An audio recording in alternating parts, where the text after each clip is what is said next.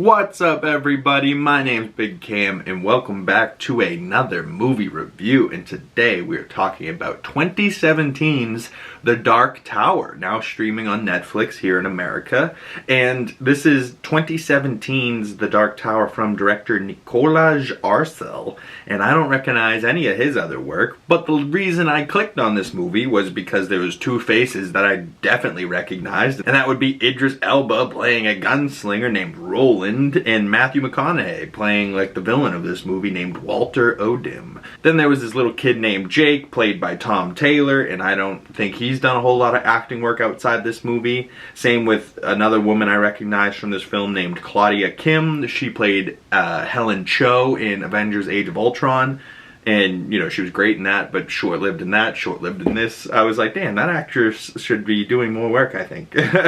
But this movie had some very interesting ideas in it. I wonder if it was once a novel turned into a film type of thing, because some of the ideas and details in here, I was like, damn, this would be a pretty sick, like, idea. But then they needed to, like, mull on it a little bit more, because, you know, this is only like a 90-minute movie, and there's only so much Idris Elba and Matthew McConaughey can do carrying this film on its back, you know? Like, and there's some cool lore in here, and like, there's things going on where, like, you know, the gunslinger story, and then like Keystone Earth, Mid-Earth, you know, like, in the portals between the two. Like, there's shit going on in the sci-fi-ness of this movie that's really cool. But then, like, the script of the movie is kind of like, you know, like, and then like the actual story, I guess, just kind of flies by and just goes by real quick, but then at the same time goes by really slow, right? Like, there's like these quick action moments, and then all of a sudden it drags to like a halt, and then it's like, okay, now we're on to the next thing. Drag to a halt, Matthew McConaughey shows up, kills some people, drag, you know? Like, it just felt like when it wasn't something happening, it was dragging, and I was like, damn, like, what's with the pacing on this movie? I just felt every second of this film, and I really shouldn't have, you know?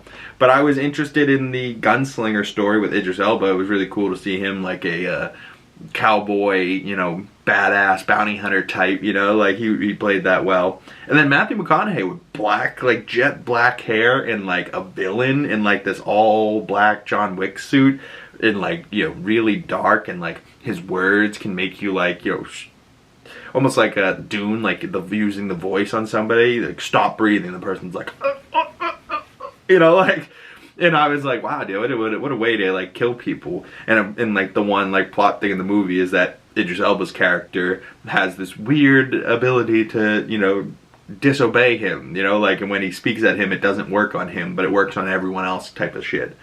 And then the little kid is like, you know, that's supposed to be like the powers in this child's imagination and brain, and I don't know, I don't think Tom Taylor did that bad a job, but also not that great a job, you know? Like, he didn't win me over in any way, shape, or form where I was like, this kid crushed it, you know? Like, he was kind of just like, okay, he's there, you know, like, but like, he's the lead of the movie. He should have been like, you should have felt more for this kid, I thought, you know?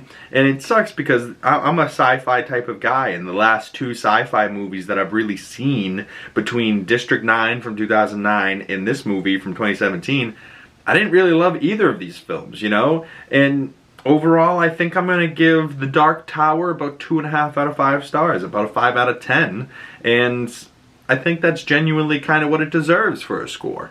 But that's it from me, y'all. Thank you guys so much for coming on by and checking out this movie review. I'd love to hear your thoughts on this film down below. Or if you have any other sci-fi films that you'd like to chat about or recommend, I'd love for those to be dropped down in the comment section below.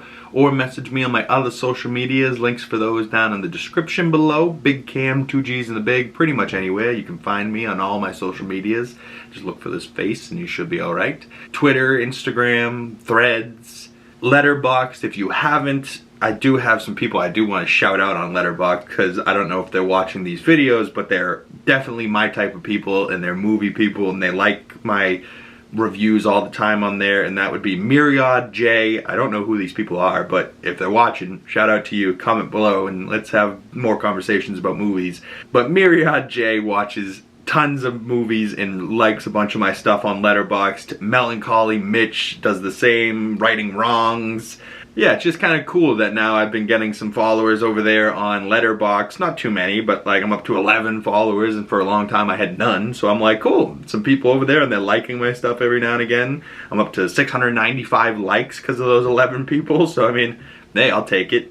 But I've watched 194 movies this year, which is low. I was higher at this point last year. But I've been rewatching a lot more stuff and watching stuff over again that I really liked, like Superman and Thunderbolts and all types of stuff, Fantastic Four. Where last year I didn't do a whole lot of rewatch. You know, I think my most watched film last year was maybe twice, maybe 3 times. When this year alone I've already watched Superman easily 6+ times. I think I've only logged it 6 times, but I've watched it easily 10+ times at this point. But comment below your favorite movie of 2025 that you've seen, if you're somebody that watches new movies. And if you're someone that's just rewatching old stuff, what have you been watching recently? What was the last film you seen that you really liked, or, you know, that you watched and you were like, I wanted to like it more. But, you know, I'd love to hear your thoughts on movies anyways. I am looking for some spooky season recommendations as we head into September and October. And I am just looking for some sci-fi recommendations, because as I venture into more and more sci-fi movies that I haven't already reviewed, some of them are hit and miss, you know, and most of the sci-fi movies I think of, I'm like, no, these are bangers, like Alien, Predator, that type of thing. But when you get to District 9 and like The Dark Tower and these one-off ones that didn't get sequels or follow-ups, a lot of time they're hit or miss, and a lot of time they're missing, you know what I mean? Like, so I'd love to hear your thoughts. Comment below, what is your favorite sci-fi movie of all time? But that's it for me, y'all. Thank you guys so much for coming on by, and if you made it this far in the video, my name is Big Cam, and I really, really do appreciate you and love you for sticking around. And if you'd like to support the channel, please like this video, comment down in the comment section below, subscribe if you haven't already. Make sure you hit that bell so you don't miss future movie reviews and you get the notifications when those come out. And once again, my name is Big Cam, and I'll see you gorgeous people in the next one. Peace.